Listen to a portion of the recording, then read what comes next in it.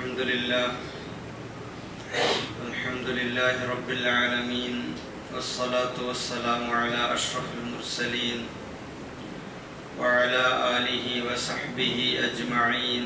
رب اشرح لي صدري ويسر لي أمري واحلل عقدة من لساني يفقهوا قولي. أعوذ بالله من الشيطان الرجيم. بسم الله الرحمن الرحيم. لتبلون في أموالكم وأنفسكم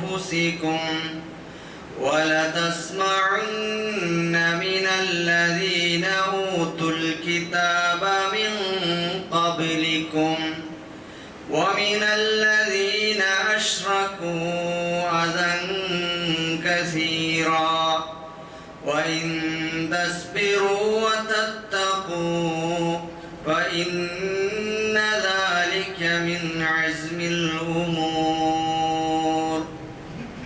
صدق الله العظيم.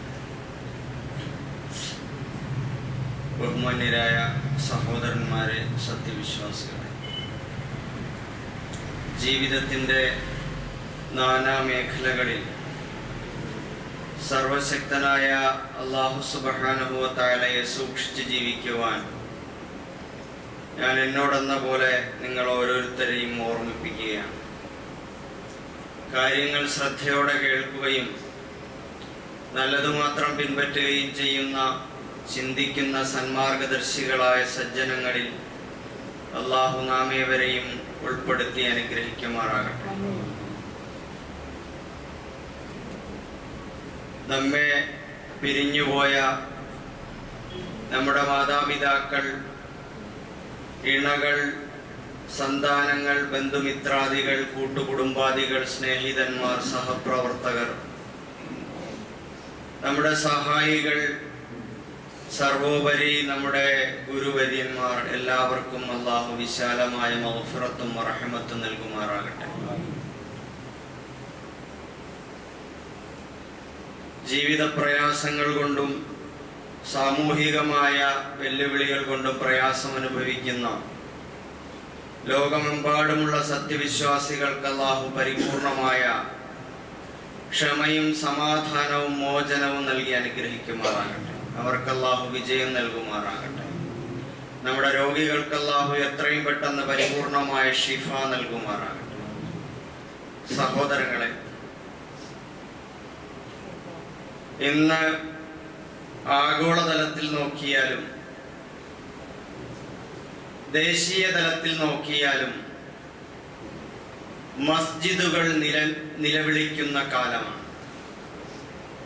പ്രപഞ്ചനാഥനായ പടച്ചവനെ ആരാധിക്കാനും അനുസ്മരിക്കാനും ധ്യാനിക്കാനും വേണ്ടി കെട്ടി ഉയർത്തപ്പെട്ട അല്ലാഹുവിൻ്റെ ഭവനങ്ങൾ നിലവിളിക്കുന്ന കാലമാണ്. നിലനിൽപ്പിന് വേണ്ടി വിശുദ്ധ ഖുർആൻ സൂചിപ്പിക്കുന്നത് പോലെ ലതുബ്ലൗന്ന ഫീ അംവാലിക്കും വ അൻഫുസിക്കും, തീർച്ചയായും നിങ്ങളുടെ സമ്പത്തിന്റെ കാര്യത്തിലും ശരീരത്തിന്റെ കാര്യത്തിലും നിങ്ങൾ പരീക്ഷിക്കപ്പെടുക തന്നെ ചെയ്യും. വലതസ്മഉന്ന മിനല്ലദീന ഊതുൽ കിതാബ മിൻ ഖബലിക്കും, നിങ്ങളുടെ മുൻഗാമികളായ പൂർവികരായ പൂർവവേദക്കാരായ ആളുകളിൽ നിന്നും നിങ്ങൾ പലതും കേൾക്കേണ്ടി വരും. വമിനല്ലദീന അശ്റകൂ, ബഹുദൈവാരാധകരിൽ നിന്നും നിങ്ങൾക്ക് കേൾക്കേണ്ടി വരും. അദൻ കസീറൻ, ധാരാളമായ ബുദ്ധിമുട്ടുകളും പ്രയാസങ്ങളും അവരിൽ നിന്ന് നിങ്ങൾക്ക് അനുഭവിക്കേണ്ടി വരും. വഇൻ തസ്ബിറു വതത്തഖു, നിങ്ങൾ അല്ലാഹുവിന്റെ മാർഗത്തിൽ അവന്റെ വിധിവിലക്കുകൾ പാലിച്ചുകൊണ്ട് സൂക്ഷ്മതയോടെ നിലയുറപ്പിക്കുകയാണെങ്കിൽ തീർച്ചയായും അത് ദൃഢചിത്തത ആവശ്യമുള്ള മഹാകാര്യങ്ങളിൽ പെട്ടതാണ്. സഹോദരങ്ങളെ, മസ്ജിദുൽ അഖ്സയുടെ മോചനത്തിന് വേണ്ടി ഫലസ്തീനിലെ സഹോദരങ്ങളും ലബനാനിലെ സഹോദരങ്ങളും ഒക്കെ പോരാടി തളർന്നു വീണുകൊണ്ടിരിക്കുമ്പോൾ, അവരുടെ പോരാട്ട ഭൂമിയിൽ നിന്ന് അല്പം പോലും വിട്ടുവീഴ്ചയില്ലാതെ നിലയുറപ്പിച്ചുകൊണ്ടിരിക്കുമ്പോൾ, അള്ളാഹുവിന്റെ അതിമഹത്തായ സഹായത്താൽ ലബനാനിൽ നിന്ന് ഇസ്രായേൽ മെല്ലെ മെല്ലെ പിൻവാങ്ങിയിരിക്കുന്ന ഒരവസ്ഥയാണുള്ളത്. അതേപോലെ തന്നെ ഇന്നും ഒരു കൊച്ചു തുണ്ടുഭൂമി ഗസ്സയിൽ, അവിടെ നിന്നും ഇവർ പറയപ്പെടുന്ന ഫലസ്തീനിലെ ചെറുത്തുനിൽപ്പ് സംഘത്തെ, ഹമാസിനെ തുരത്താനോ നശിപ്പിക്കാനോ അവർക്ക് ഇന്നും സാധിച്ചിട്ടില്ല. ഇത്രയും വലിയ സർവായുധ സജ്ജമായ ഇസ്രായേലിന്റെ പക്കൽ നിന്നും അന്നൊരു കൊല്ലം മുമ്പ് തട്ടിയെടുത്ത അവരുടെ തടവുകാരെ ഒളിപ്പിച്ചു വച്ചിരിക്കുന്ന സങ്കേതങ്ങൾ കണ്ടുപിടിക്കാനോ മോചിപ്പിക്കാനോ കഴിയാത്ത അതീവ ദുർബലമായ ഒരവസ്ഥയാണ് ഇസ്രായേലി ജൂത പട്ടാളത്തിനുള്ളത്. എല്ലാവിധ സഹായവും അമേരിക്കയുടെ ഭാഗത്ത് നിന്നും മറ്റ് രാഷ്ട്രങ്ങളുടെ ഭാഗത്ത് നിന്നും ഉണ്ടായിട്ടും അതിനവർക്ക് കഴിയുന്നില്ല എന്നത് ഫലസ്തീനിലെ ചെറുത്തുനിൽപ്പ് സംഘങ്ങൾക്ക് അള്ളാഹു നൽകുന്ന സഹായത്തിന്റെ തെളിവായി നമുക്ക് വിലയിരുത്താൻ കഴിയും. സഹോദരങ്ങളെ, അവര് ഭൗതികമായ അർത്ഥത്തിൽ മാത്രമല്ല വിജയിച്ചുകൊണ്ടിരിക്കുന്നത്, ആത്മീയമായ അർത്ഥത്തിലും അവർ വിജയിക്കുകയാണ്. രക്തസാക്ഷികളുടെ തിരിവുകൾ തന്നെ ഉണ്ടാകും സ്വർഗത്തില്. ഗസ്സയിൽ നിന്ന് വന്നവർ അണിനിമിഷം വന്നുകൊണ്ടിരിക്കുന്നുണ്ടാവും. അവർ സ്വർഗത്തിൽ ആഹ്ലാദിക്കുന്നുണ്ടാവും. അള്ളാഹു അവർക്ക് പരിപൂർണമായ ക്ഷമ നൽകുമാറാകട്ടെ. അവർക്ക് എല്ലാവർക്കും അള്ളാഹു ഷഹാദത്തിന്റെ പ്രതിഫലം നൽകുമാറാകട്ടെ. മസ്ജിദുൽ അഖ്സയും ഫലസ്തീനും അള്ളാഹു എത്രയും പെട്ടെന്ന് മോചിപ്പിച്ചു നൽകുമാറാകട്ടെ. സഹോദരങ്ങളെ, നമ്മുടെ രാജ്യത്തെ സംബന്ധിച്ചിടത്തോളം ശുഭകരമായ ഒരു അവസ്ഥയിലല്ല നമ്മൾ കടന്നു പോകുന്നത്. പണ്ട് നമ്മൾ ബാബരി മസ്ജിദിന്റെ കാര്യം വന്നപ്പോ നമ്മൾ പറഞ്ഞിരുന്നു, പഴകിപ്പൊളിഞ്ഞൊരു പള്ളിയല്ലേ, അതങ്ങ് വിട്ടുകൊടുത്തുകൂടെ? നമ്മൾ എന്തിനാണ് ആവശ്യമില്ലാതെ അതിനുവേണ്ടി പിടിവാശി നടത്തുന്നത്?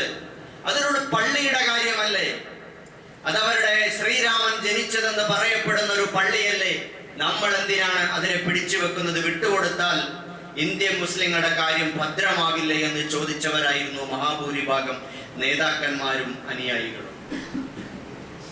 സഹോദരങ്ങളെ, അന്നും ഫാഷിസത്തെ കുറിച്ച് വ്യക്തമായി പഠിക്കുകയും ദീർഘവീക്ഷണം ഉണ്ടാവുകയും ചെയ്തിട്ടുള്ള ആളുകൾ പറഞ്ഞു, ഇത് കേവലം പള്ളിയുടെ പ്രശ്നമല്ല, ഇത് ഇന്ത്യ രാജ്യത്തെ മുസ്ലിങ്ങളുടെ ആദർശത്തിന്റെയും അസ്തിത്വത്തിന്റെയും പ്രശ്നമാണ്.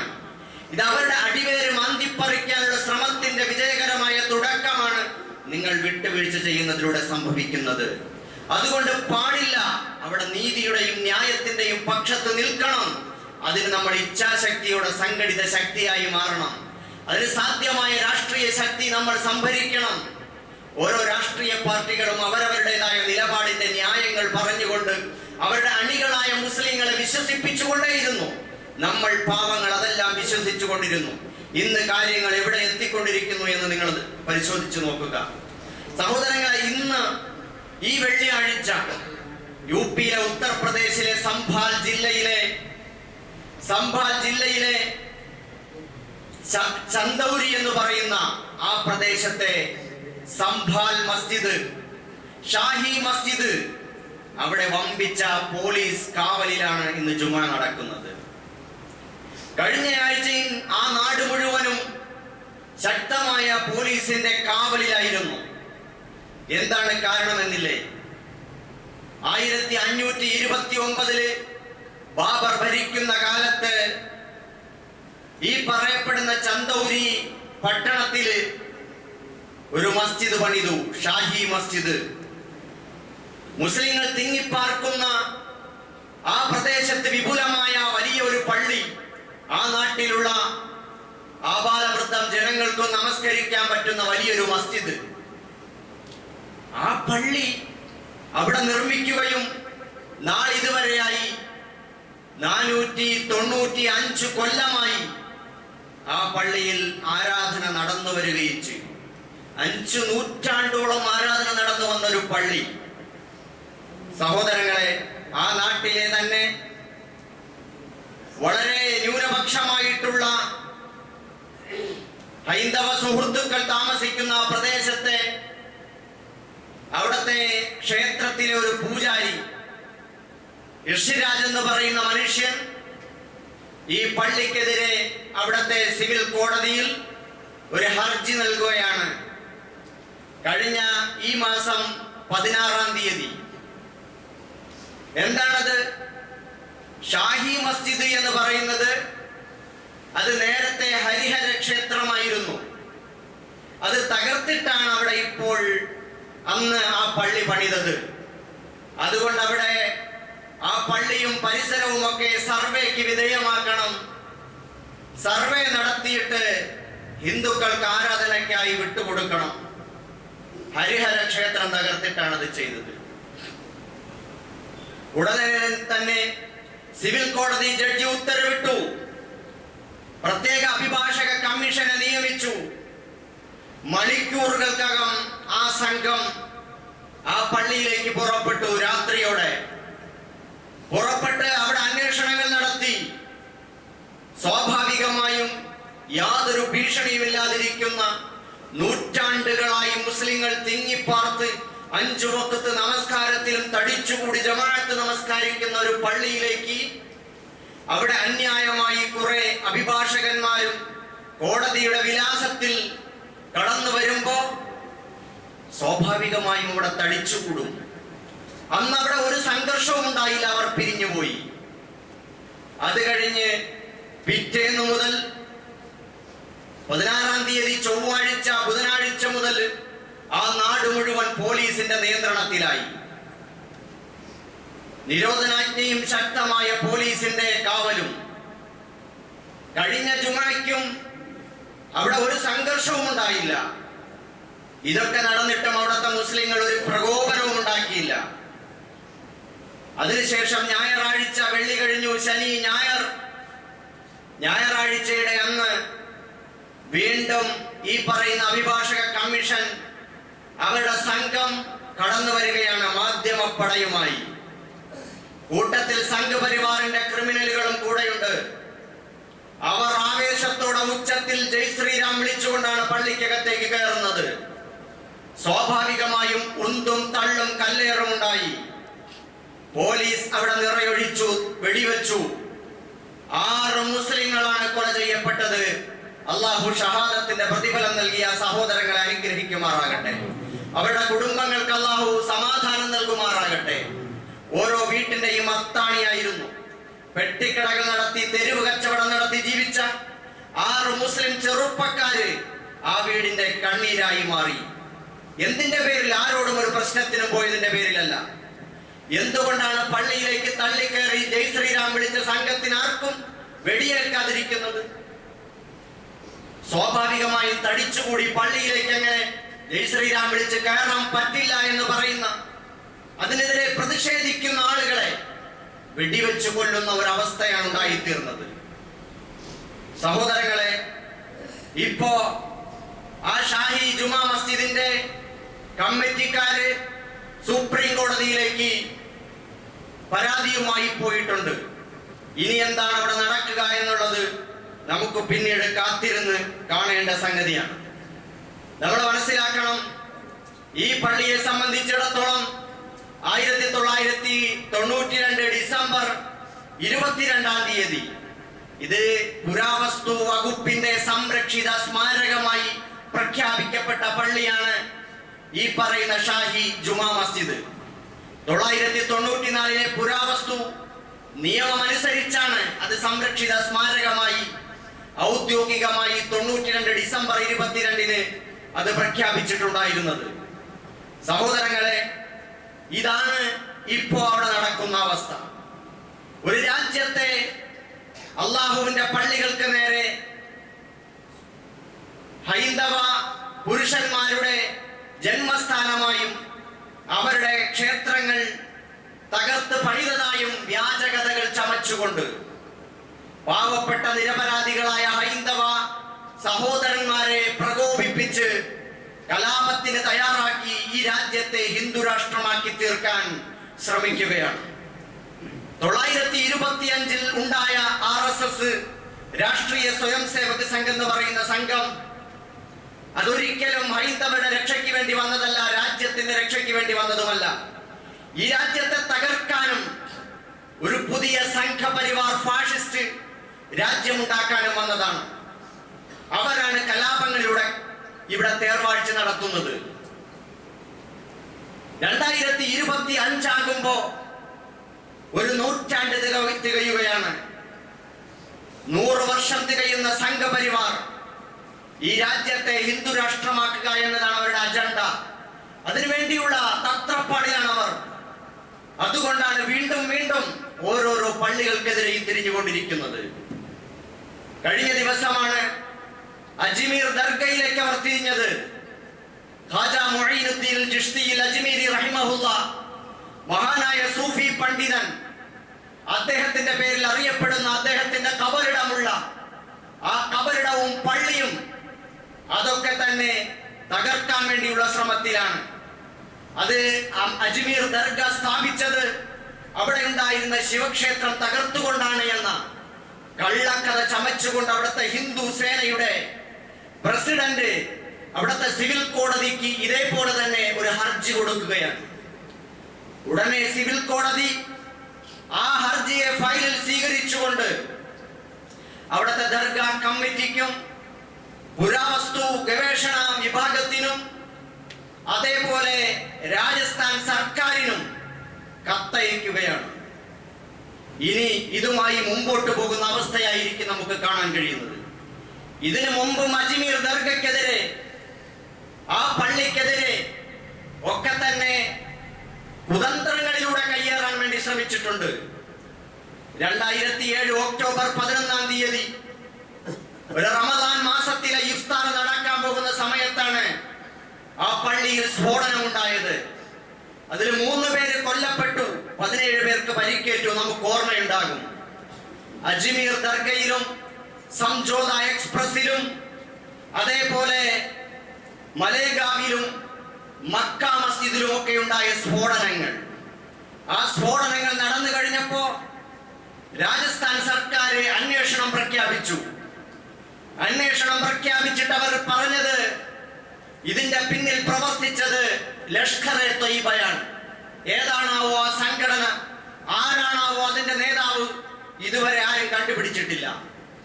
അങ്ങനെ അവർ പറയുകയും അങ്ങനെ രാജ്യം മുഴുവൻ മുസ്ലിങ്ങൾ ബോംബ് സ്ഫോടനത്തിലൂടെ, ട്രെയിനിൽ ബോംബ് വെച്ചതിലൂടെ, സംജോത എക്സ്പ്രസിൽ ബോംബ് വെച്ചതിലൂടെ മുസ്ലിങ്ങൾ പൊതുസമൂഹത്തിന് അപകടകാരികളാണെന്ന് വരുത്തി തീർക്കാൻ, അതേപോലെ മുസ്ലിങ്ങൾക്ക് തന്നെ അപകടകാരികളാണ്, മക്ക മസ്ജിദിലും അജ്മീർ ദർഗയിലും ബോംബ് വെച്ചു എന്നൊക്കെ, മലേഗാവിൽ ജനത്തിരക്കുള്ള ഇടത്ത് ബോംബ് വെച്ചു, ഇതൊക്കെ പറഞ്ഞിട്ട് ആളുകളെ വെറുപ്പ് കുത്തിവെച്ച് മുസ്ലിങ്ങളോട് വിരോധമുണ്ടാക്കി തീർക്കാൻ ശ്രമിക്കുമ്പോഴാണ് അന്നത്തെ കോൺഗ്രസ് ഗവൺമെന്റ്, ദേശീയ ഗവൺമെന്റ് NIA അന്വേഷണം പ്രഖ്യാപിച്ചു. ആ അന്വേഷണത്തിൽ കണ്ടെത്തിയത് എന്താണ്? നേരെ തിരിച്ചാണ്.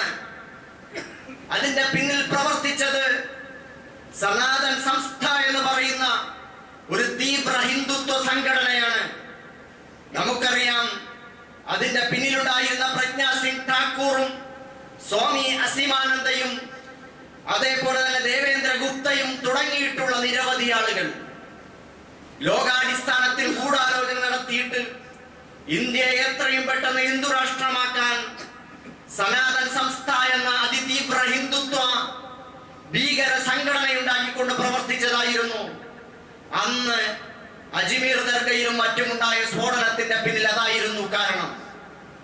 പക്ഷെ ഒരു സമൂഹത്തെ തെറ്റിദ്ധരിപ്പിച്ച് മുസ്ലിങ്ങൾ സ്ഫോടനം നടത്തുന്നവരാണ്, കലാപകാരികളാണെന്ന് വരുത്തി തീർത്ത് അവരോടുള്ള വെറുപ്പ് മുഴുവൻ ഉൽപ്പാദിപ്പിച്ച് അവരെ വേട്ടയാടാൻ പാകമായ നിലയിൽ സമൂഹത്തിന് വിട്ടുകൊടുക്കുന്ന ഒരവസ്ഥയിൽ ആ സമൂഹത്തോട് മാപ്പ് പറയാനോ, ആ സമൂഹത്തിന് നേരെ ഉന്നയിച്ചിട്ടുള്ള ആരോപണങ്ങളെ വസ്തുനിഷ്ഠമായി തിരുത്താനോ ഔദ്യോഗിക ഏജൻസികൾ ശ്രമിക്കുന്നില്ല എന്നുള്ളതാണ് കാലാകാലങ്ങളിൽ നമ്മൾ അനുഭവിക്കുന്ന ഈ പ്രശ്നങ്ങൾ. ഒരു സമയത്ത് ഒരു പ്രശ്നം ഉണ്ടാകുമ്പോ മുസ്ലിങ്ങളാണ് അതിന്റെ പിന്നിൽ എന്ന് പറഞ്ഞുകൊണ്ട് അവരെ ഭീകരവാദികളും തീവ്രവാദികളുമാക്കി മാറ്റുന്നു.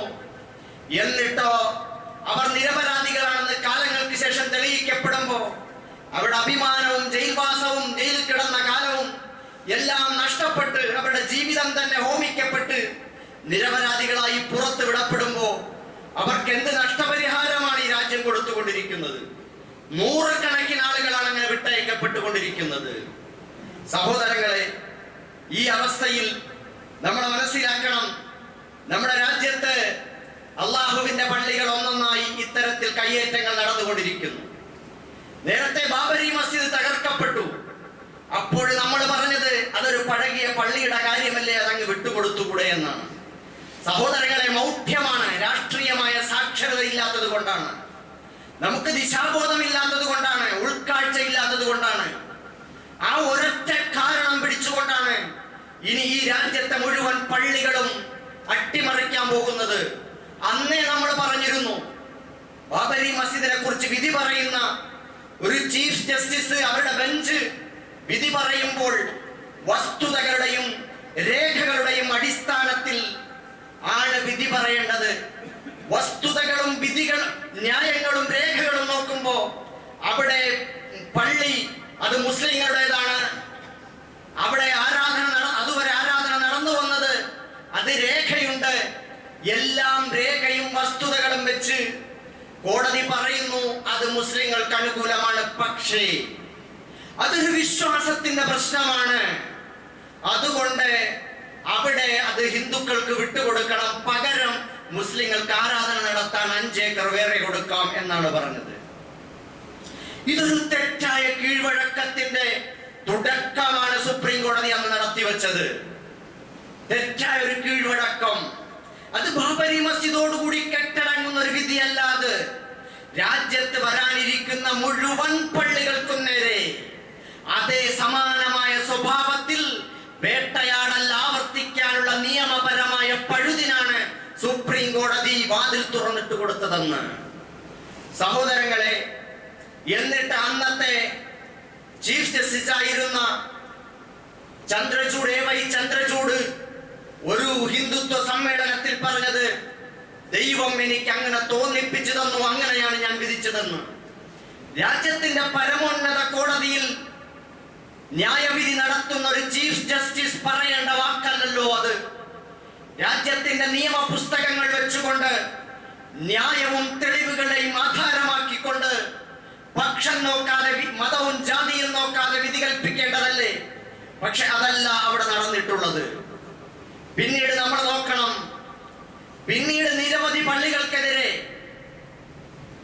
പള്ളികൾക്കെതിരെ വാരാണസി ഗ്യാൻവാപ്പി മസ്ജിദ്, അതും ഇതേപോലെ ക്ഷേത്രം തകർത്താണ് പള്ളി പണിതത് എന്ന അവകാശവാദം. മധുര ഈദ്ഗാഹ് മസ്ജിദ്, മധ്യപ്രദേശിലെ ഭോജ്പാൽ മസ്ജിദ്, ലക്നൌവിലെ തീലേവാലി മസ്ജിദ്, അതേപോലെ ഇപ്പോൾ ഈ സംഭാലിലെ ഷാഹി മസ്ജിദ്, അജ്മീർ ദർഗ, ഇതെല്ലാം ഇവിടെയെല്ലാം സംശയത്തിന്റെ ഒരു ആനുകൂല്യം വെച്ചുകൊണ്ട് അതൊക്കെ നമ്മുടെ ചരിത്ര പുരുഷന്മാരുടെ ജന്മസ്ഥാനങ്ങളോ അല്ലെങ്കിൽ ഇതിഹാസ പുരുഷന്മാരുടെ ജന്മസ്ഥാനങ്ങളോ നേരത്തെ ക്ഷേത്രമായിരുന്ന സ്ഥലങ്ങളോ ആണ് എന്ന് വെറുതെ ഒരു കഥയുണ്ടാക്കി ഒരു ഹർജി തയ്യാറാക്കി സിവിൽ കോടതിയിലേക്ക് കൊടുക്കുമ്പോഴേക്കും സിവിൽ കോടതി ഉടനെ തന്നെ അവിടെ സർവേ നടത്താൻ അനുവാദം കൊടുക്കുകയാണ്. ഈ പള്ളികളിലെല്ലാം അതാണ് സംഭവിച്ചിട്ടുള്ളത്. എന്നാൽ ഈ സിവിൽ കോടതിക്കെതിരെ സുപ്രീം കോടതിയിൽ മുസ്ലിങ്ങൾ അന്ന് അന്യായത്തിന് പോയപ്പോ സുപ്രീം കോടതി അന്ന് പറഞ്ഞത് 991 ഒരു നിയമമുണ്ട്. ആ നിയമം അനുസരിച്ച് 947 ആഗസ്റ്റ് 15 വരെ ഇന്ത്യയിൽ പള്ളിയായിരുന്നത് പള്ളി, ക്ഷേത്രമായിരുന്നത് ക്ഷേത്രം, ചർച്ചായിരുന്നത് ചർച്ച്, ആരുടേതായിരുന്നോ അവർക്ക് അവകാശപ്പെട്ടതാണ്. അതുകൊണ്ട് ബാബരി മസ്ജിദ് പോലുള്ള ഒരു പ്രശ്നം ഇനി ഉണ്ടാവാൻ പാടില്ല എന്ന് 991 അന്നത്തെ ഗവൺമെന്റ്, കേന്ദ്ര ഗവൺമെന്റ് നിയമം പാസാക്കിയപ്പോ ആ നിയമത്തെ സപ്പോർട്ട് ചെയ്തുകൊണ്ട് തന്നെ സുപ്രീം കോടതി പറയുകയും എന്നിട്ട് പക്ഷേ ഈ സിവിൽ കോടതികളിൽ വന്നിട്ടുള്ള ഈ പ്രശ്നങ്ങൾ, ഈ സർവേക്കുള്ള അനുമതി അതൊരിക്കലും 91-ലെ ഈ നിയമത്തിന് എതിരല്ല എന്ന് പറയുകയാണ് അന്ന് സുപ്രീം കോടതി ചെയ്തത്. സഹോദരങ്ങളെ, 1991-ലെ പ്ലേസ് ഓഫ് വർഷിപ്പ് ആക്ട് എന്ന് പറയുന്ന ഈ പറയപ്പെടുന്ന 947 ആഗസ്റ്റ് 15 വരെയുള്ള ആരാധനാലയങ്ങൾക്ക് സ്റ്റാറ്റസ് കോ നിലനിർത്തണം എന്ന് പറയുന്ന ഈ വിധി, അതനുസരിച്ച് സുപ്രീം കോടതി ഇനി ഒരിക്കലും ഒരാരാധനാലയത്തിനെതിരെയും ഇത്തരത്തിൽ സംശയങ്ങൾ ജനിപ്പിക്കാനോ അന്യായം ബോധിപ്പിക്കാനോ സർവേ നടത്താനോ പറ്റില്ല എന്ന് വിധി പറഞ്ഞിരുന്നുവെങ്കിൽ ഈ സംഭവങ്ങൾ ആവർത്തിക്കുമായിരുന്നില്ല. പക്ഷേ സുപ്രീം കോടതി അതിനന്ന് മൗനാനുവാദം നൽകി.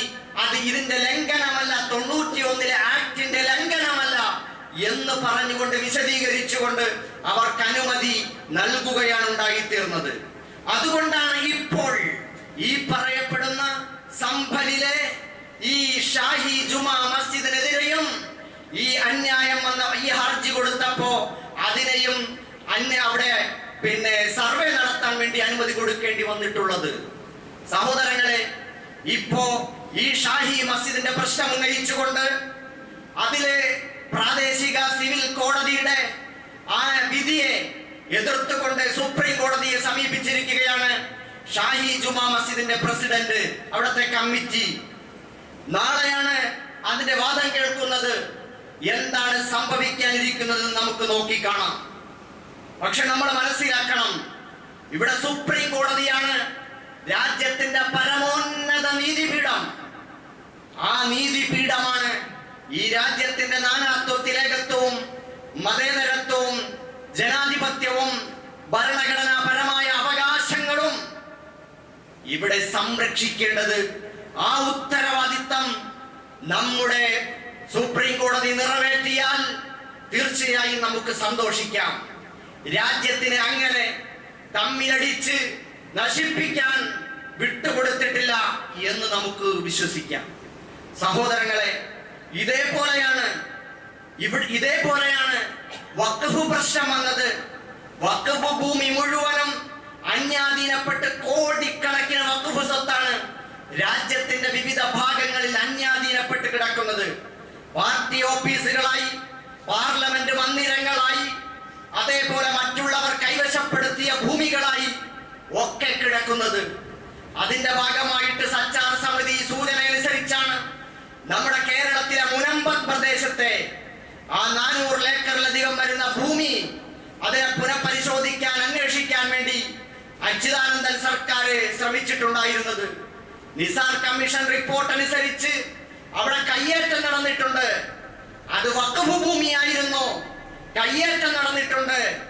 അതുകൊണ്ട് തന്നെ അവരെ ഒഴിപ്പിക്കേണ്ടതുണ്ട് എന്ന് പറയുമ്പോ അതൊക്കെ തന്നെ പാവപ്പെട്ട ആളുകളെ ഇറക്കി വിടുന്ന മുസ്ലിങ്ങളുടെ ഭീകരമായ സ്വഭാവമാണ് എന്ന് വരുത്തി തീർക്കാനാണ് ഇവിടുത്തെ സംഘപരിവാർ സമൂഹം ശ്രമിക്കുന്നത്.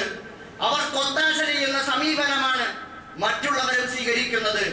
വഖഫ് ഭൂമിയെ സംബന്ധിച്ചിടത്തോളം അള്ളാഹുവിന് വേണ്ടി വഖഫ് ചെയ്യുന്നതാണ്. അത് ആരാധനയ്ക്ക് വേണ്ടി ആത്മീയമോ ഭൗതികമോ ആയ വിദ്യാഭ്യാസത്തിന് വേണ്ടി, സാമൂഹിക സേവനത്തിന് വേണ്ടി വഖഫ് ചെയ്യുന്ന ഭൂമിയാണ് അള്ളാഹ്ക്ക് വേണ്ടി. ആ അർത്ഥത്തിൽ പടച്ചവനാണ് അതിന്റെ ഓണർഷിപ്പ് ഉള്ളത്. പടച്ചവനിൽ നിന്നത് മാറ്റാൻ സാധിക്കുകയില്ല, വ്യക്തികൾക്ക് അത് വിൽക്കാൻ സാധിക്കുകയില്ല. ആ അർത്ഥത്തിൽ വഖഫിന്റെ പ്രശ്നങ്ങൾ ഇപ്പോൾ പുതുതായി ഉയർന്നു വന്നുകൊണ്ടിരിക്കുന്നതും വഖഫ് ഭേദഗതി നിയമം കൊണ്ടുവന്ന് അതെല്ലാം തട്ടിയെടുക്കാനുള്ള ശ്രമങ്ങൾ നടത്തുന്നതും ഇത് ഗൂഢാലോചനയുടെ ഭാഗമാണ്. അതേപോലെ തന്നെയാണ് മദ്രസകൾ തീവ്രവാദ കേന്ദ്രമാണ് എന്ന് പറഞ്ഞുകൊണ്ട് ഇപ്പോൾ പ്രസ്താവനകൾ വന്നത്. അതുകൊണ്ട് അന്വേഷിക്കണം, മദ്രസകൾ അടച്ചുപൂട്ടണം, വിദ്യാഭ്യാസ സ്ഥാപനങ്ങൾ അത് പൊതുവിദ്യാലയങ്ങളിലേക്ക് അവരെ പറഞ്ഞേക്കണം എന്ന്. സഹോദരങ്ങളെ, നിങ്ങൾ നോക്കണം, ഇതെല്ലാം കൂടി ഞാൻ ചേർത്ത് പറയുകയാണ്, നിങ്ങൾ കൂട്ടി വായിക്കാൻ. നമ്മൾ ആലോചിക്കണം, ഉത്തരേന്ത്യൻ സംസ്ഥാനങ്ങളിലെ എവിടെയാണ് മുസ്ലിം സമൂഹത്തിന് വിദ്യാഭ്യാസ സ്ഥാപനങ്ങൾ ഉള്ളത്? സച്ചാർ സമിതി റിപ്പോർട്ട് അനുസരിച്ച് എവിടെയാണോ ടാറിട്ട റോഡുകൾ അവസാനിക്കുന്നത് അവിടെ നിന്നും മുസ്ലിം ഗ്രാമങ്ങൾ തുടങ്ങുകയാണ്. എവിടെയാണോ ഇലക്ട്രിസിറ്റി ലൈനുകൾ അവസാനിക്കുന്നത് അവിടെ നിന്ന് മുസ്ലിം ഗ്രാമങ്ങൾ തുടങ്ങുകയാണ്. എവിടെയാണോ കുടിവെള്ളത്തിന്റെ പൊതു ടാപ്പുകൾ പൈപ്പുകൾ അവസാനിക്കുന്നത് അവിടെ നിന്ന് മുസ്ലിം ഗല്ലികൾ തുടങ്ങുകയാണ്. എവിടെയാണോ ഹോസ്പിറ്റലുകളും പൊതു ആരോഗ്യ കേന്ദ്രങ്ങളും പൊതുവിദ്യാഭ്യാസ സ്ഥാപനങ്ങളും ഇല്ലാത്തത് അതാണ് മുസ്ലിം ഗ്രാമങ്ങൾ. അവർ തൊഴിലെടുത്ത് പണിയെടുത്ത് ബാലവേല ചെയ്ത് റിക്ഷ വലിച്ച് പുഴുക്കളെ പോലെ ഗ്രാമങ്ങളിൽ ഉൾപ്രദേശങ്ങളിൽ ടെന്റുകൾ കെട്ടി അഴുക്കിന്റെ പ്രദേശങ്ങളിൽ ജീവിച്ചു കൊണ്ടിരിക്കുന്നു പുഴുക്കളെ പോലെ. അവർക്ക് ആകപ്പാടെ അവരുടെ ദീൻ അവർ നെഞ്ചോട് ചേർത്ത് പിടിക്കുന്നു. ആകപ്പാടെ ഖുർആൻ പഠിക്കാൻ വേണ്ടിയിട്ടുള്ള നമ്മുടെ പണ്ടത്തെ ഓത്തുപള്ളിക്കൂടങ്ങൾ പോലുള്ള ഒരു സംവിധാനം അവിടെയാണ്. അതിനോടൊപ്പമാണ് അവർ മദ്രസകളും അവർ സ്കൂളുകളും കൊണ്ടുപോകുന്നത്. ആ സ്കൂളുകളിലേക്ക് ആ മദ്രസകളിലേക്ക് അവർക്ക് സയൻസും മാത്സും ഇംഗ്ലീഷും ഒക്കെ പഠിപ്പിക്കാൻ സർക്കാർ അനുവാദം കൊടുത്തത് എന്തിനാണ്? അവർക്ക് പ്രത്യേകിച്ച് പൊതുവിദ്യാലയങ്ങൾ ഉണ്ടാക്കി കൊടുക്കാതിരിക്കാൻ, അവർക്ക് വിശാലമായ പൊതുവിദ്യാലയങ്ങൾ ഉണ്ടാക്കി കൊടുത്ത് അതിന് സൗകര്യപ്രദമായ വിദ്യാഭ്യാസ സംവിധാനം ഒരുക്കാതിരിക്കാൻ, അവരുടെ മദ്രസകളിൽ തന്നെ അവരെ ഒതുക്കി നിർത്താൻ, പൗരബോധം ഉണ്ടാവാതിരിക്കാൻ, രാഷ്ട്രീയ ബോധം ഉണ്ടാവാതിരിക്കാൻ, ഭരണഘടനയെ കുറിച്ച് അറിയാതിരിക്കാൻ, അവകാശബോധം ഉണ്ടാവാതിരിക്കാൻ, വികസനം വരേണ്ട വഴികൾ അറിയാതിരിക്കാൻ, ഇതാണ് അവരെ അടിമകളാക്കി മാറ്റിയതിന്റെ കഥ. എന്നിട്ട് ഇപ്പൊ പറയുന്നു അതും കൂടി അടച്ചുപൂട്ടുമെന്ന്, പൊതുവിദ്യാലയങ്ങളിലേക്ക് പോകണമെന്ന്. ഏതാണാവോ ഈ പൊതുവിദ്യാലയം? അവരുടെ നാട്ടിൽ പൊതുവിദ്യാലയം വേണ്ടേ? അവർക്ക് സ്കൂളുകളില്ലല്ലോ, പിന്നെങ്ങനെയാണ് സ്കൂളുകളിലേക്ക് പോവുക? സഹോദരങ്ങളെ, അതുകൊണ്ടാണ് മുസ്ലിം സംഘടനകൾ, ഉത്തരേന്ത്യയിൽ പ്രവർത്തിച്ചിരുന്ന മുസ്ലിം മുൻകൈയിലുള്ള സംഘടനകളെ, നവസാമൂഹിക പ്രസ്ഥാനങ്ങളെ ഒക്കെ തന്നെ അവർ ഓരോ ഗ്രാമങ്ങൾ ദത്തെടുത്ത് അവിടെ പൊതുവിദ്യാലയങ്ങളും അതുപോലെ ട്യൂഷൻ സെന്ററുകളും അതുപോലെ പള്ളികളും അതുപോലെ ഉപജീവനത്തിനുള്ള സ്വന്തമായ തൊഴിലുകളും ഒക്കെ അഭ്യസിപ്പിച്ചുകൊണ്ട് അവരെയൊക്കെ സമുദ്ധരിക്കാനും ശാക്തീകരിക്കാനും ശ്രമിച്ചിരുന്നത്. സഹോദരങ്ങളെ, ഇതാണ് നമ്മുടെ രാജ്യത്തിന്റെ അവസ്ഥ എന്ന് പറയുന്നത്. ഇപ്പോൾ എത്രയും പെട്ടെന്ന് രാജ്യത്തെ ഒരു രാമരാജ്യമാക്കി മാറ്റേണ്ടതുണ്ട്, രാമരാഷ്ട്രമാക്കി മാറ്റേണ്ടതുണ്ട്. അതിനുള്ള ശ്രമത്തിലാണ് ഇവർ മുമ്പോട്ട് പോയിക്കൊണ്ടിരിക്കുന്നത്. ഈ അവസ്ഥയിൽ നമ്മൾ ആലോചിച്ചു നോക്കണം, എന്താണ് ഇവിടുത്തെ അവസ്ഥ? ആരെങ്കിലും അതിനെതിരെ ശബ്ദിച്ചാൽ അവനെ പിടിച്ച് തുറങ്കിലടയ്ക്കുക എന്നുള്ളതാണ്. നേരെ മറുവശത്ത് ഇപ്പോ കേന്ദ്ര ഭരണകൂടം ആവശ്യപ്പെട്ടിരിക്കുന്നു, സംസ്ഥാന ഭരണകൂടങ്ങളോട് പറഞ്ഞിരിക്കുന്നു, എന്താണ്? എത്രയും പെട്ടെന്ന് പ്രത്യേക തീവ്രവാദ വിരുദ്ധ സേനയെ രൂപീകരിക്കണം. നമ്മുടെ രാജ്യത്ത് എത്രയും പെട്ടെന്ന് തീവ്രവാദ വിരുദ്ധ സേനകൾ രൂപീകരിക്കേണ്ടതുണ്ട്. ഏതുപോലെ എന്നാൽ നമ്മുടെ രാജ്യത്തെ NCG പോലെ ഉള്ള കമാൻഡോകളാണ് തോക്കേന്തിയ കമാൻഡോകൾ. അത് 80 മുതൽ 600 800 വരെയുള്ള സൈന്യം അതിനകത്തുണ്ടാകും, സേനകൾ അതിനകത്തുണ്ടാകും. അപ്പൊ ആ അർത്ഥത്തിൽ ഓരോ സംസ്ഥാനത്തും തീവ്രവാദ വിരുദ്ധ സേനകളെ ഉണ്ടാക്കി തോക്കും കൊടുത്ത് പ്രതിഷേധിക്കുന്നവനെ വെടിവെച്ചു കൊല്ലാൻ സംഭാൽ ഷാഹി മസ്ജിദ് പ്രതിഷേധകരെ പോലെ അവരെ തോക്ക് കൊണ്ട് നേരിട്ട് പ്രതിഷേധങ്ങൾ അടിച്ചമർത്താനുള്ള ശ്രമമാണ് സംസ്ഥാനങ്ങളോട് കൽപ്പിച്ചിരിക്കുകയാണ്. ഇതാണ് രാജ്യത്ത് നടക്കാൻ പോകുന്നത്. ഇവിടെ നമുക്കെന്താ? നമ്മളെ സംബന്ധിച്ചിടത്തോളം പൊതുവെ നമ്മുടെ കാര്യമായി നമ്മൾ മുമ്പോട്ട് പോകുന്നു. നമുക്കെന്ത്? രാജ്യത്തെന്ത് നടന്നാൽ എന്തിനോടും ഒരു പ്രതികരണ ശേഷി നഷ്ടപ്പെട്ടു പോകുന്നു. നമ്മൾ ഈ വേദനകളും ദുഃഖങ്ങളും കഷ്ടപ്പാടുകളും ഈ ഭീകരതകളും ഒക്കെ കണ്ട് നമ്മുടെ മനസ്സങ്ങനെ മരവിച്ചു പോയിരിക്കുന്നു. ഇങ്ങനെ മൊബൈൽ ഫോണിൽ കടന്നു വരുന്ന, യൂട്യൂബിലൂടെ സോഷ്യൽ മീഡിയയിലൂടെ കടന്നു വരുന്ന ഓരോ തരത്തിലുള്ള വീഡിയോകളും ഭീകര രംഗങ്ങളും കണ്ട് നമ്മുടെ മനസ്സ് മരവിച്ചു പോയിരിക്കുന്നു. നമുക്ക് പ്രതികരണശേഷി നഷ്ടപ്പെട്ടു പോയിരിക്കുന്നു. എന്തിനു കൂടുതൽ കാണണം? രാജ്യത്തിന്റെ അവസ്ഥകൾ കണ്ടുകൊണ്ട് ഈ രാജ്യത്തെ രക്ഷിക്കാൻ മുമ്പോട്ട് വന്നവർ ഇന്നും മുമ്പോട്ട് വരേണ്ട കാലമാണിത്. പ്രിയമുള്ളവരെ, എവിടെ പോയി പ്രതിപക്ഷം? തെരഞ്ഞെടുപ്പുകളുടെ കൊട്ടിക്കലാശങ്ങളിൽ ജനങ്ങളെ വഞ്ചിച്ച് വോട്ട് വാങ്ങി അധികാരത്തിൽ കയറുന്ന വിവിധ നിറങ്ങളിലും വർണ്ണങ്ങളിലുമുള്ള രാഷ്ട്രീയ പാർട്ടികളുണ്ടല്ലോ ഈ രാജ്യത്ത്. സമുദായത്തിന്റെ സ്വന്തം പാർട്ടികളുണ്ടല്ലോ. എന്തിനാണ് ഇവരൊക്കെ മൗനത്തിന്റെ വാൽമീകത്തിൽ ഒളിക്കുന്നത്? എന്താണ് ഇവരെടുക്കുന്നത്? ഒരു രാജ്യം കത്തിച്ചാമ്പലാവുമ്പോ നോക്കുകുത്തികളായി നോക്കി നിൽക്കുകയാണോ ഇവർ? ഇവരുടെ ഉപ്പുപ്പമാർ ഇവരെ പഠിപ്പിച്ചിട്ടുണ്ടോ? ഇവരുടെ പൂർവികർ ഇവരെ പഠിപ്പിച്ചിട്ടുണ്ടോ? വാര്യംകുന്നത്ത് കുഞ്ഞഹമ്മദ് ഹാജിയുടെയും ആലി മുസ്ലിയാരുടെയും അതേപോലെ തന്നെ മഹാനായ സൈനുദ്ദീൻ മഖ്ദൂമുമാരുടെയും ഒക്കെ പാരമ്പര്യമുള്ള മഹാത്മാക്കളായ ധീരദേശാഭിമാനികൾ, ഈ രാജ്യത്തിന് വേണ്ടി പോരാടിയവർ, അവരുടെയൊക്കെ പിന്മുറക്കാർ, അവരൊക്കെ കേവലം കക്ഷി രാഷ്ട്രീയത്തിനപ്പുറം ഈ രാജ്യത്തെ രക്ഷിക്കണം, എല്ലാ മനുഷ്യരെയും രക്ഷിക്കണം, ഈ ഭരണഘടനയെ രക്ഷിക്കണം, എങ്കിലേ നമുക്കും ഇവിടെ നിലനിൽപ്പുള്ളൂ. ഈ സമുദായത്തിന് തല്ലുകൊള്ളരുത് എന്ന് ചിന്തിക്കാൻ എന്തുകൊണ്ടാണ് നമുക്കാർക്കും സാധിക്കാതെ പോകുന്നത്? നമ്മുടെ രാജ്യത്ത് നമ്മൾ എന്ത് നിലപാടാണ് ഈ കാലഘട്ടത്തിൽ എടുക്കുന്നത്? പ്രിയമുള്ള സഹോദരങ്ങളെ, പരിശുദ്ധ ഖുർആൻ നമ്മളെ താക്കീത് ചെയ്യുന്ന ധാരാളം രംഗങ്ങളുണ്ട്. പരിശുദ്ധ ഖുർആൻ നമ്മളെ ഭയപ്പെടുത്തുന്ന പല രംഗങ്ങളും നമുക്ക് കാണാൻ കഴിയുന്നുണ്ട്. അല്ലാഹു സുബ്ഹാനഹു വ തആല പറയുന്നുണ്ട് പരിശുദ്ധ ഖുർആനിൽ, എന്താണ്? നിങ്ങൾ അക്രമികളോട് ചാഞ്ഞു നിൽക്കുകയാണോ? അക്രമികളോട് ചേർന്ന് ചാഞ്ഞു നിൽക്കുകയാണോ?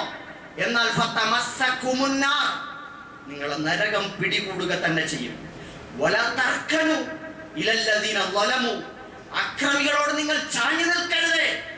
എന്നാൽ ഫതമസ്സകുമുന്നാർ, നിങ്ങൾ നരകം പിടികൂടുക തന്നെ ചെയ്യും. റസൂലുള്ളാഹി സ്വല്ലല്ലാഹു അലൈഹി വസല്ലം പറയുന്നു, പരലോകത്ത് ചെല്ലുമ്പോ അല്ലാഹു സുബ്ഹാനഹു വ തആല ചോദിക്കും, നമ്മളോട് ചോദിക്കും, എന്തുകൊണ്ടാണ് തിന്മയും അന്യായങ്ങളും അരങ്ങേറിയപ്പോൾ മിണ്ടാത്തത്? നബി സല്ലല്ലാഹു അലൈഹി വസല്ലം പറയുന്നു, ലാ യഹ്ഖിറന്ന അഹദുക്കും നഫ്സഹു, നിങ്ങളിൽ ഒരാളും നിങ്ങളുടെ സ്വന്തത്തെ നിങ്ങൾ നിസാരപ്പെടുത്തരുത്. ആത്മനിന്ദ പേറി അടിമത്ത ജീവിതം നയിക്കരുത്. പടച്ച തമ്പുരാന്റെ ദീനിന് എന്തോ ഒരു കാര്യം നിങ്ങൾക്ക് വേണ്ടി ഒരു പ്രശ്നത്തിൽ പറയാനുണ്ട്. ഒരു വാക്കാകാം, ഒരു അഭിപ്രായമാകാം, ഒരു എഴുത്താകാം, ഒരു പ്രസ്താവനയാകാം, ഒരു നിലപാടാവാം. എന്നിട്ടോ അങ്ങനെ പറയാനുണ്ടായിട്ട് പടച്ചവന്റെ പേരിൽ ഒരു പ്രശ്നത്തിൽ നിങ്ങൾക്കൊരു നിലപാടോ പ്രസ്താവനയോ എടുക്കാൻ നിങ്ങൾക്ക് അവസരമുണ്ട്. നിങ്ങളത് ചെയ്തിട്ടില്ല. ഫലാ യഖൂലു ഫീ, എന്നിട്ട് അവൻ അതിലൊരു ചുക്കും പറഞ്ഞില്ല. ഫയുഖാലു ലഹു, അല്ലാഹു നാളെ മഹ്ശറയിൽ പിടിച്ചു നിർത്തിയിട്ട് അവനോട് ചോദിക്കും, മാ മനഅക്, ഏ തങ്ങളെ, ഏ മുസ്ലിയാരെ, ഏ കുതുബേ, ഏ ശൈഖേ, ഏ നേതാവേ, ഏ ലീഡർ, താങ്കൾ എന്ത് നിലപാടെടുത്തെന്ന് അല്ലാഹു ചോദിക്കും. ഈ സമുദായം പെരുവഴിയിലായപ്പോ, അവരുടെ അവകാശങ്ങൾ കവർന്നെടുക്കപ്പെട്ടപ്പോ, പടച്ച തമ്പുരാന്റെ പള്ളികൾ ഒന്നൊന്നായി കയ്യേറി നശിപ്പിച്ചപ്പോ, പള്ളികൾ നിലവിളിച്ചപ്പോ നിലനിൽപ്പിന് വേണ്ടി നീ എന്ത് കുന്തമെടുക്കുകയായിരുന്നടാ എന്ന് ചോദിക്കും അല്ലാഹു സുബ്ഹാനഹു വ തആല. നീ എന്തെടുക്കുകയായിരുന്നു എന്ന് ചോദിക്കും. അപ്പൊ അവൻ പറയുമത്രേ, ഫയഖൂലു ഖദ് ഖശീതു നാസ്, ഞാൻ ജനങ്ങളെ പേടിച്ചു പോയി റബ്ബേ, എനിക്ക് പേടിയായിരുന്നു. ഫയഖൂലു ഫഇയ്യായ കുന്തു അഹഖു അൻ തഖാഫ്, അല്ലാഹു പറയുമത്രേ, എന്നെയായിരുന്നില്ലേ നിനക്ക് ഭയപ്പെടാൻ ഏറ്റവും അർഹനായിരുന്നത്? എന്നെ പേടിക്കാതെ നീ ജനങ്ങളെ പേടിച്ചോ എന്ന് പറഞ്ഞുകൊണ്ട് അവന് നാശം വിതയ്ക്കുന്ന അവസ്ഥയിൽ അവനെ ശിക്ഷിക്കുമെന്ന് റസൂലുള്ളാഹി സ്വല്ലല്ലാഹു അലൈഹി വസല്ലം സൂചിപ്പിക്കുന്നു. സഹോദരങ്ങളെ, നമ്മൾ ഭയപ്പെടുകയാണ്. എന്തിനാണ് ഭയപ്പെടുന്നത്? നമ്മൾ ആരോടും അന്യായം ചെയ്തിട്ടില്ല. നമ്മൾ ഈ രാജ്യത്തെ ഹിന്ദുവും മുസ്ലിമും ക്രൈസ്തവനും ബുദ്ധനും ജൈനനും മതമുള്ളവനും മതമില്ലാത്തവനും സകലമാന മനുഷ്യരും ഏകോദര സഹോദരങ്ങളെ പോലെ ജീവിക്കേണ്ടവരാണെന്ന് വിശ്വസിക്കുകയും പഠിപ്പിക്കുകയും ചെയ്യുന്ന ഖുർആന്റെ വക്താക്കളാകുമ്പോ, അയൽക്കാരൻ ജാതി മതമേതോ അവൻ പട്ടിണി കിടന്നാൽ അവൻ അന്നം കൊടുക്കാമെന്ന് പഠിപ്പിച്ച പ്രവാചകന്റെ അനുയായികളായിരിക്കുമ്പോ ആരോടും ഒരന്യായവും നാളിതുവരെ ഒരാളും ചെയ്തിട്ടില്ല, ചെയ്യുകയുമില്ല. പിന്നെന്തിന് നമ്മൾ ഭയപ്പെടണം? ഈ രാജ്യത്തെ വെട്ടിമുറിച്ചതിൽ നമുക്ക് പങ്ക് പങ്കില്ല. ഈ രാജ്യത്തേക്ക് കടന്നു വന്ന അധിനിവേശ ശക്തികളെ ജീവൻ കൊടുത്ത് ചെറുത്തു തോൽപ്പിച്ച ദേശാഭിമാനികളുടെ പിന്മുറക്കാരാണ് നമ്മൾ. ഇന്നും നമ്മൾ നിർമ്മാണപരമായ ക്രിയാത്മകമായ രാഷ്ട്രീയ സംഭാവനകൾ അർപ്പിക്കുന്നവരാണ്. ഈ രാജ്യത്തെ നന്മയ്ക്ക് വേണ്ടി അവരെ കൊണ്ടാവുന്നത് ചെയ്യുന്നവരാണ്. കലാപങ്ങളിലും പ്രകൃതിക്ഷോഭങ്ങളിലും വെള്ളപ്പൊക്കങ്ങളിലും പ്രകൃതി ദുരന്തങ്ങളിലുമൊക്കെ ജീവൻ നഷ്ടപ്പെടുത്തിയും മറ്റേതൊരു സമുദായത്തെക്കാൾ ജാതിയും മതവും നോക്കാതെ മറ്റുള്ളവന്റെ ജീവന്റെ രക്ഷയ്ക്ക് വേണ്ടി സ്വന്തം ജീവനെ പണയപ്പെടുത്തി ഇറങ്ങി പുറപ്പെടുന്നവന്റെ പേരാണ് ഇന്ത്യൻ മുസ്ലിം. പിന്നെ നമ്മൾ എന്താണ് ഇവിടെ അന്യായം ചെയ്തിട്ടുള്ളത്? നമ്മൾ എന്തിനു ഭയപ്പെടണം? പക്ഷേ പരിശുദ്ധ ഖുർആൻ കയ്യേന്തിയവൻ എന്ത് വേണം? നീതിയാണ് മുറുകെ പിടിക്കുന്നതെങ്കിൽ, സത്യത്തെയാണ് വിശ്വസിക്കുന്നതെങ്കിൽ, ന്യായമാണ് മുമ്പോട്ട് വെക്കുന്നതെങ്കിൽ അതിനെ നെഞ്ചേറ്റാനും അതിനെ ശക്തിയോടെ മുറുകെ പിടിക്കാനും കഴിയണം. ഞാൻ നിങ്ങൾക്ക് തന്നിട്ടുള്ള ആ സത്യത്തെയും ന്യായത്തെയും നീതിയെയും ശക്തിയോടെ നിങ്ങൾ മുറുകെ പിടിക്കണം. നിങ്ങൾ എത്ര ദുർബലനാണെങ്കിലും പ്രപഞ്ചനാഥനായ പടച്ചവനിൽ വിശ്വസിച്ചതിന്റെ പേരിൽ നിങ്ങൾ അതിശക്തനാണ്. നിങ്ങളെ തകർക്കാൻ ഈ ഭൂലോകത്ത് ഒരു ശക്തിക്കും സാധ്യമല്ല. അതുകൊണ്ട് തന്നെ നീതിക്ക് വേണ്ടിയും ന്യായത്തിന് വേണ്ടിയും ശബ്ദിക്കാൻ, പ്രവർത്തിക്കാൻ നമുക്ക് ബാധ്യതയുണ്ട്. ആ ബാധ്യതയിൽ നിന്ന് ഒളിച്ചോടിയാൽ അല്ലാഹ് നമ്മളെ വിടില്ല എന്ന് മാത്രം പറയാനാണ് ഈ സന്ദർഭം ഞാൻ ഉപയോഗിക്കുന്നത്. സഹോദരങ്ങളെ, നമ്മൾ ഉണരണം.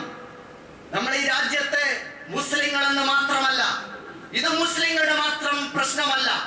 പള്ളികൾക്ക് നേരെയുള്ള കയ്യേറ്റം, വഖഫിന്റെ കയ്യേറ്റം, മദ്രസകൾക്ക് നേരെയുള്ള കയ്യേറ്റം എത്രയും പെട്ടെന്ന് ഒരു ഹിന്ദു രാഷ്ട്രം കൊണ്ടുവരാനുള്ള ഇവരുടെ ശ്രമത്തിന്റെ ഭാഗമാണ്. അങ്ങനെ കൊണ്ടുവന്നാൽ ഇവിടെ നമ്മളൊക്കെ തന്നെ മീട്ടി ഉണർത്തി വെച്ചിരിക്കുന്ന മതേതരത്വത്തിന്റെയും അതുപോലെ ബഹുസ്വരതയുടെയും ഒരു സംഗീതാത്മകമായ ഇന്ത്യയുണ്ട്. ആ ഇന്ത്യയുടെ വീണയുടെ കമ്പി പൊട്ടിയാൽ അലർച്ച മാത്രമേ പുറത്തു കേൾക്കൂ. എല്ലാവർക്കും അത് പറഞ്ഞു കൊടുക്കണം. മുസ്ലിങ്ങൾ അങ്ങനെ നക്കിത്തുടച്ച് അങ്ങനെ വിഴുങ്ങിയിട്ട് അവരുടെ സ്ഥാപനങ്ങളിലും വീടുകളിലും കയറി താമസിച്ച് അങ്ങനെ സുഖസുഷുപ്തിയോടെ ജീവിക്കാമെന്ന് ആർക്കും വ്യാമോഹം വേണ്ട. അത് സാധിക്കൂല. രാജ്യം അരക്ഷിതാവസ്ഥയിലേക്ക് പോയാൽ സ്വന്തം ജീവൻ നഷ്ടപ്പെടുന്നവൻ, സ്വന്തം ഭൂമി നഷ്ടപ്പെടുന്നവൻ, ജീവനോപാധികൾ നഷ്ടപ്പെടുന്നവൻ രാജ്യത്തെ രക്ഷിക്കാൻ, അവന്റെ കുടുംബത്തെ രക്ഷിക്കാൻ അവൻ എന്തും ചെയ്യും. ആ അവസ്ഥയിലേക്ക് രാജ്യത്തെ തള്ളിവിടാതിരുന്നാൽ ഇങ്ങനെ ഇരിക്കാൻ എല്ലാവർക്കും ഉത്തരവാദിത്തമുണ്ട്. നമ്മൾ മറ്റുള്ളവരോടും അത് പറഞ്ഞു കൊടുക്കണം. ഈ രാജ്യത്തെ ഏകോദര സഹോദരങ്ങളെ പോലെ ജീവിക്കേണ്ടവരാണ്. ഒരു വിഭാഗത്തെ മാത്രം തുടച്ചു നീക്കി അവിടെ പള്ളികളും മദ്രസകളും തകർത്ത് അവരെ തന്നെ ഉന്മൂലനം ചെയ്തിട്ട് ആർക്കും ജീവിക്കാൻ പറ്റൂല. ഇന്ത്യ തന്നെ നശിച്ചു പോകും. ആരുമില്ലാത്ത പ്രേതഭൂമിയായി ഇന്ത്യ മാറിപ്പോകും. അങ്ങോട്ടും ഇങ്ങോട്ടും തെരുവ് യുദ്ധങ്ങളുടെ ലോകത്തേക്കായിരിക്കും പോവുക. പടച്ചവൻ കാത്തുരക്ഷിക്കുമാറാകട്ടെ. അതുകൊണ്ട് സഹോദരങ്ങളെ, നീതിക്ക് വേണ്ടി ശബ്ദിക്കേണ്ട സമയത്ത് ശബ്ദിക്കാൻ നമുക്ക് സാധിക്കണം. അള്ളാഹു നമ്മെ അനുഗ്രഹിക്കട്ടെ. നാം എത്തിപ്പെട്ടിരിക്കുന്ന ഈ അവസ്ഥയിൽ നിന്നും എത്രയും പെട്ടെന്ന് മോചനം അള്ളാഹു നൽകുമാറാകട്ടെ. എല്ലാവർക്കും സൽബുദ്ധി പ്രദാനം ചെയ്യുമാറാകട്ടെ. ഐക്യവും സൗഹാർദ്ദവും അള്ളാഹു പ്രദാനം ചെയ്യുമാറാകട്ടെ. നീതി അള്ളാഹു വീണ്ടെടുത്ത് നൽകുമാറാകട്ടെ. അതിന് ഈ മുസ്ലിം ഉമ്മത്തിനെ അള്ളാഹു ഐക്യപ്പെടുത്തുമാറാകട്ടെ. അള്ളാഹു ശക്തിപ്പെടുത്തുമാറാകട്ടെ. ലോക മുസ്ലിം ഉമ്മത്തിന്റെ പ്രയാസങ്ങളും പ്രതിസന്ധികളും അള്ളാഹു പൂർണ്ണമായും പരിഹരിക്കുമാറാകട്ടെ. നഷ്ടപ്പെട്ടു പോയ അള്ളാഹുവിന്റെ ഭവനങ്ങൾ അള്ളാഹു നമുക്ക് തിരിച്ചു നൽകി അവിടെയെല്ലാം സുജൂദ് ചെയ്യാനുള്ള തൗഫീഖ് അള്ളാഹു ഉമ്മത്തിന് നൽകുമാറാകട്ടെ.